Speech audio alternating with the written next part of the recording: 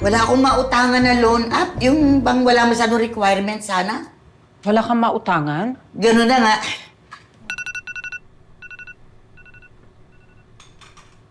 Hello? Sa Red Flag Collection Services kami. In-escalate na sa amin yung account mo. Yung utang mo sa loan up, na overdue. Sandali.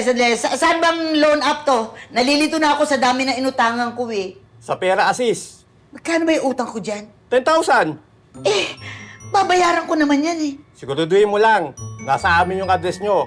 Kaya pwede ka namin puntahan kung hindi ka pa magbabayad. Magbabayad na nga. Ano? Naniningil na naman? Oo, at nagbabanta pa. Napupuntahan daw ako dito. Hala, alam mo ba, si Robert may ganyan kinukwento sa akin. Pinuntahan daw yung tao sa bahay yung may utang, tapos bigla na lang dinampot. Weh, Oo nga. Naku, pag nangyari sa'yo yan. ano? Pagtatanggol mo ako? Hindi, pero mamimiss kita. Hi, Beta! Andiyan ba si Mimi? Halika. Mimi! Nandito si Tommy.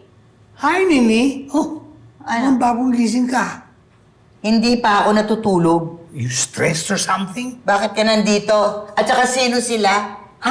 Sila yung mga trainees ko sa bagong trabaho ko. Kasi may problema ko sa wifi sa bahay. Magiging wifi sana kami sa inyo dito. Hindi pwede. Hindi pwede! Babayaran sana kita eh. O sige. Ay, Berta, gawa mo silang merienda, ha? Oh, sige. Okay. Hindi kami tatagal.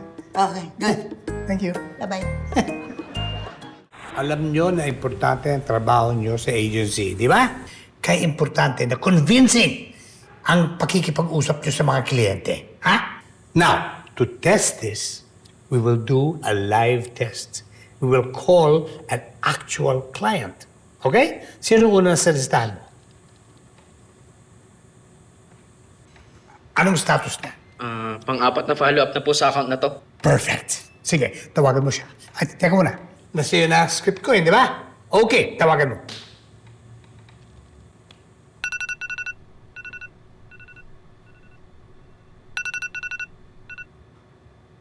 Hello? Sa Red Flag Collection Agency to.